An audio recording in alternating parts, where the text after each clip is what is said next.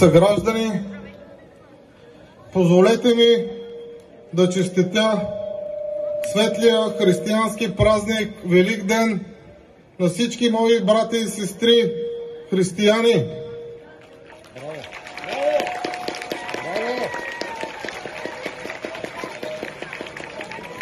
Нека благодарим на Господ, че ни даде възможност поредна година да бъдем тук заедно, да празнуваме заедно и за пореден път да докажем, че Кърджали отдавна е надрасъл и е показал и е станал за пример не само в България, но и в Европа и световен мащаб.